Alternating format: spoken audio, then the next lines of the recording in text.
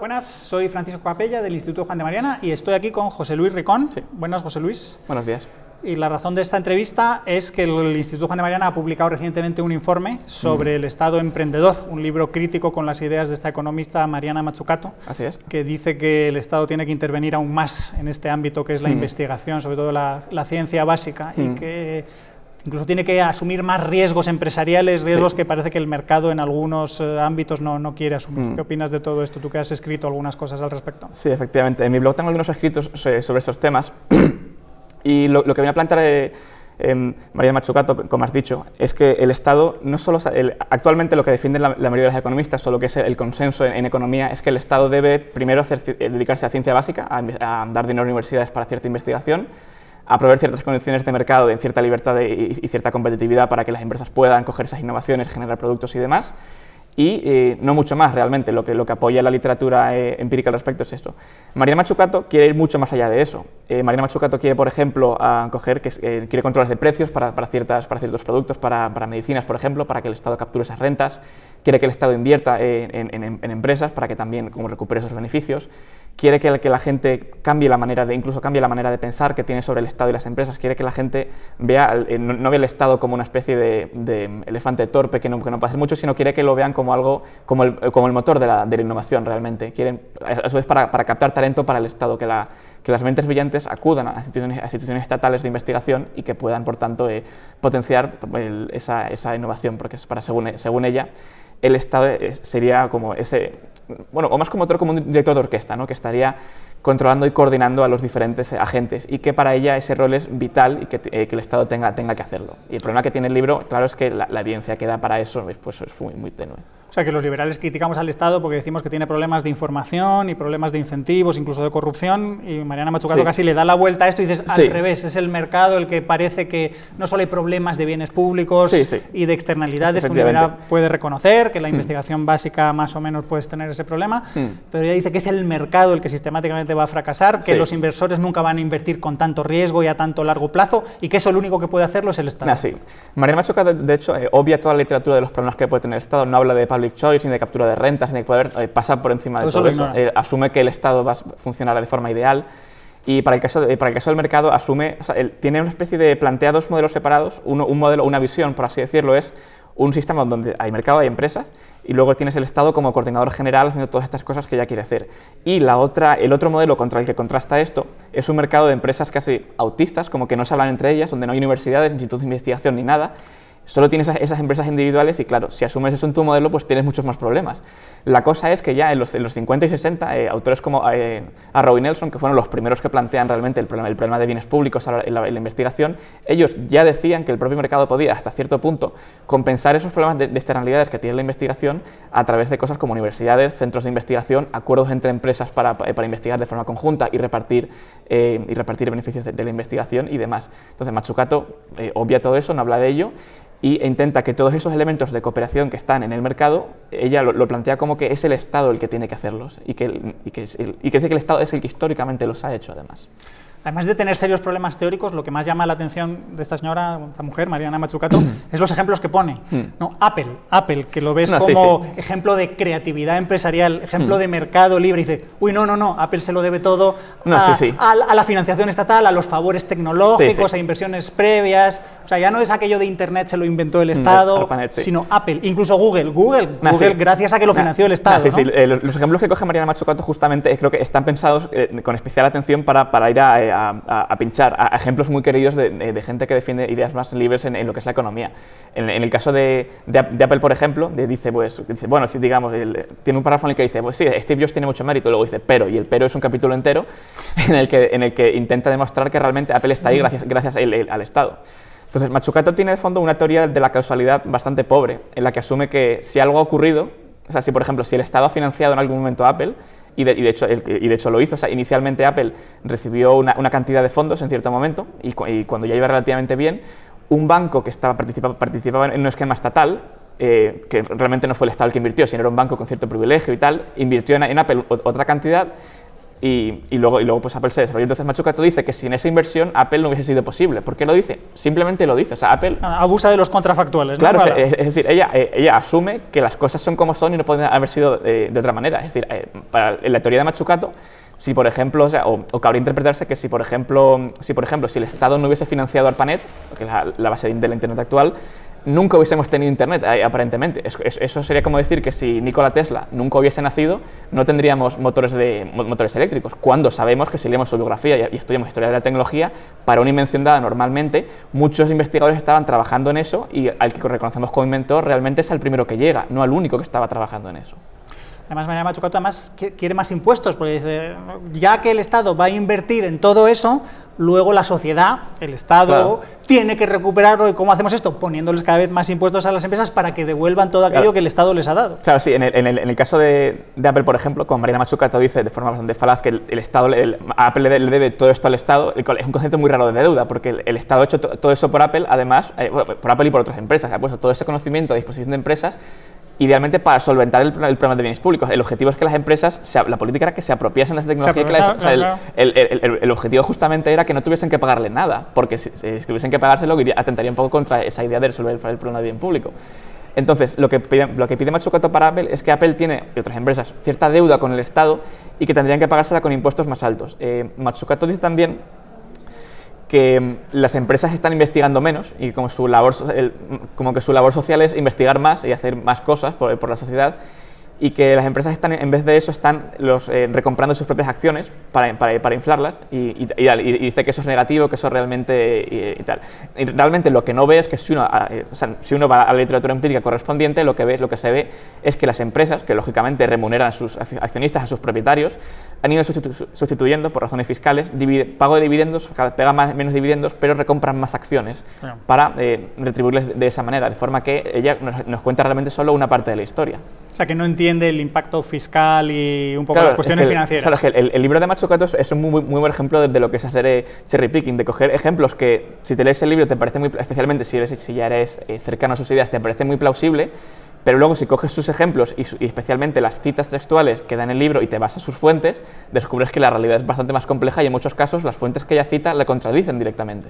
Esto, por lo que escribes, es bastante escandaloso, porque tú la llevas la contraria básicamente en todo. Con lo que escribes demuestras que es que no tiene razón, y en el informe nuestro del Instituto Juan de Mariana también se ve todo esto, pero luego, ¿cómo ha reaccionado el mundo académico? Yo no he leído...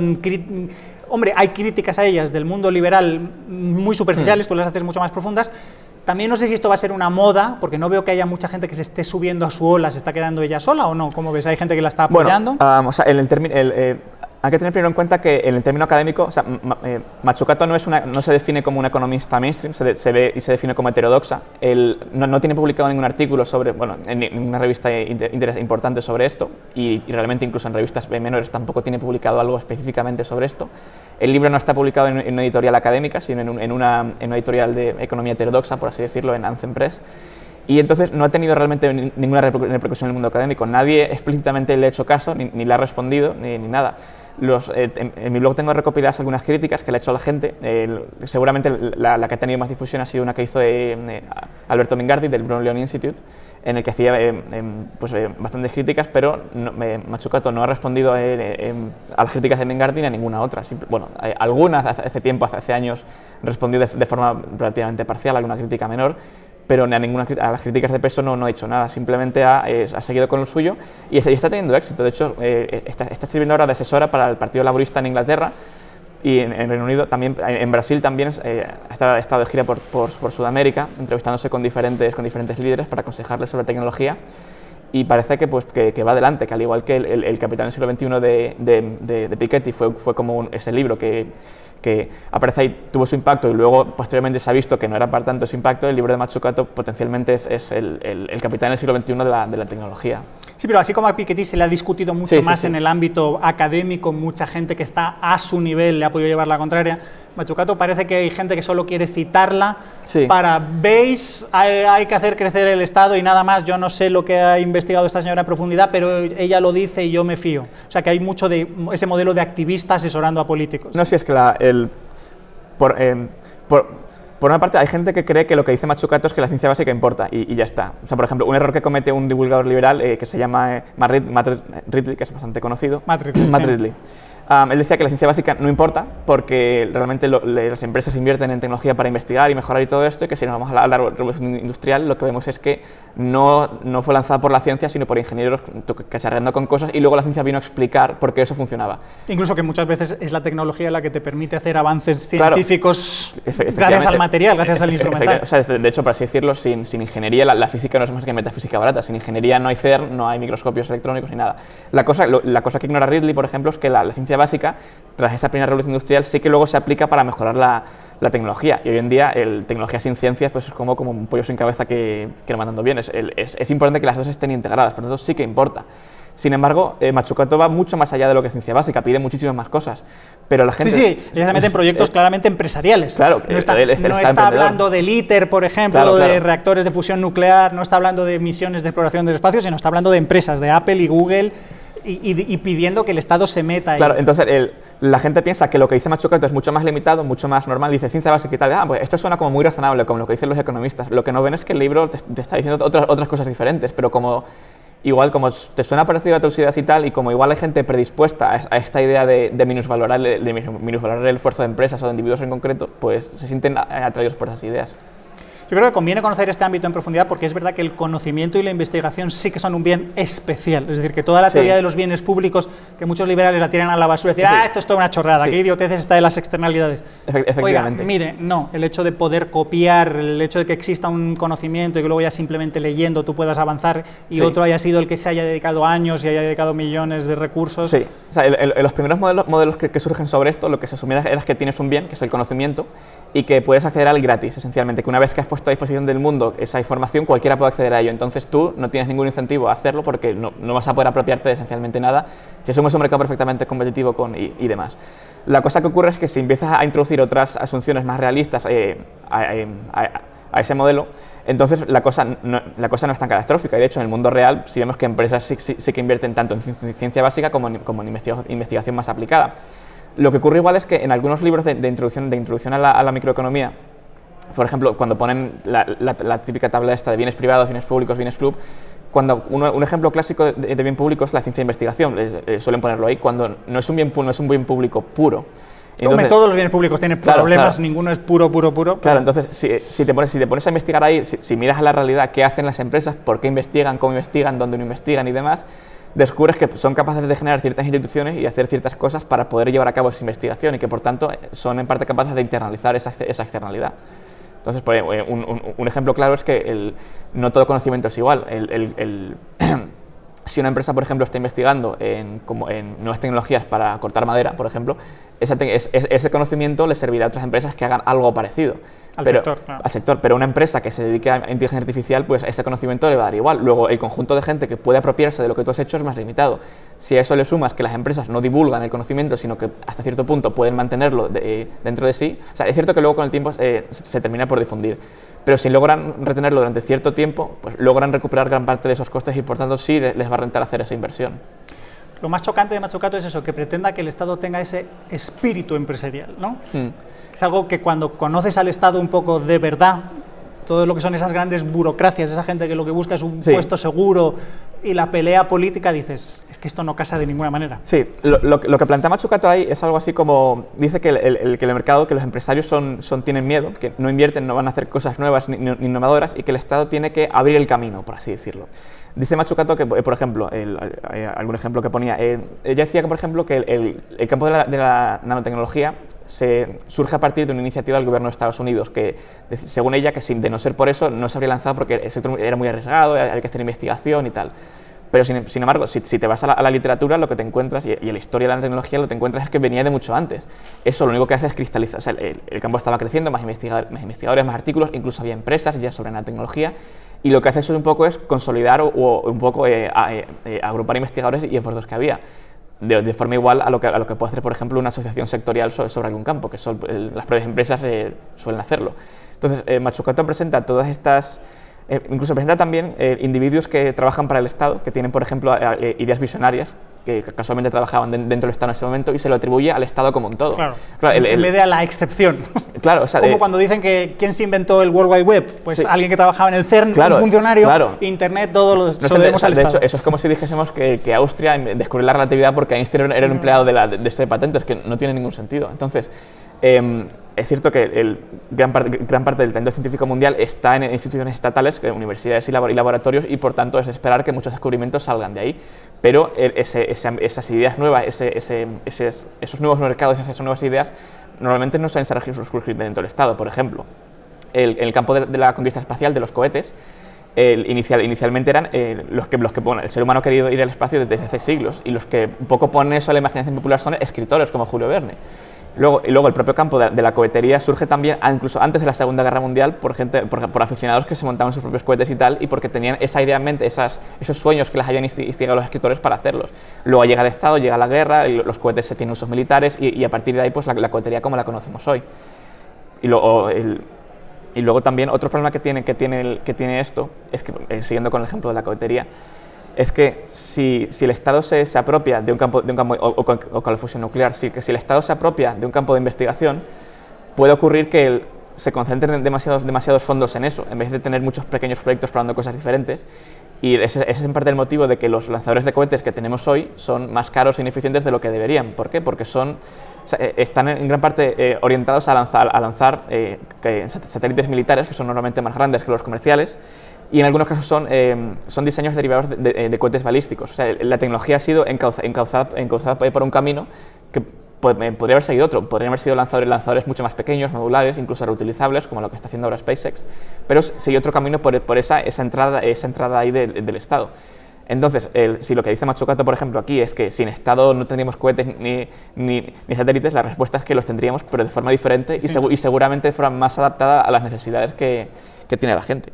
Además hay un ejemplo claro, yo trabajé en la Agencia Europea Espacial y en la NASA hace años, y ahí se ve, y todo el mundo lo sabe desde dentro, pero no lo dice, que muchas cosas están politizadas, en el sentido que no tiene sentido científico llevar seres humanos a ningún sitio, sino lo que necesitas es máquinas e instrumental, que es mucho más barato, que no requiere aeronaves y cohetes tan grandes, pero eso no tiene impacto. Entonces, claro, el político quiere vender. O sea, un problema que puede tener incluso a nivel meta todo este debate es que gran parte de la gente interesada en ciencia y tecnología le interesa el avance científico como tal. A mí mismo claro, me interesa ver nuevos descubrimientos en cosas, por ejemplo, en cosmología, por ejemplo, es un campo que, digamos, en lo que es bienestar humano, salvo la gente que es curiosa, que nos aporta, pues es un bien intrínseco para nosotros, para el ciudadano medio, ¿no? le aporta esencialmente cero.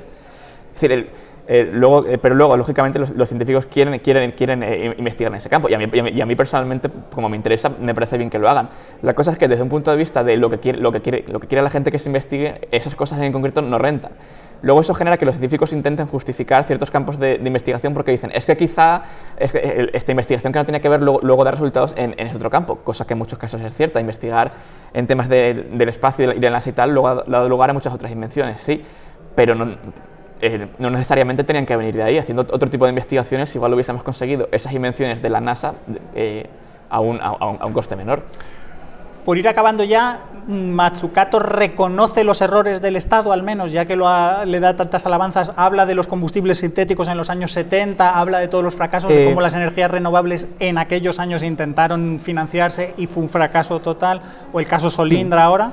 De hecho, en el libro Mazzucato apenas habla de fallos que ha tenido el Estado, en parte igual porque, como ella admite en una de las páginas del libro, el objetivo del libro, y eso lo dice ella, es ser un panfleto político con el objetivo de cambiar opiniones, y si ese es el objetivo, pues hablar en contra de ti pues no te conviene mucho.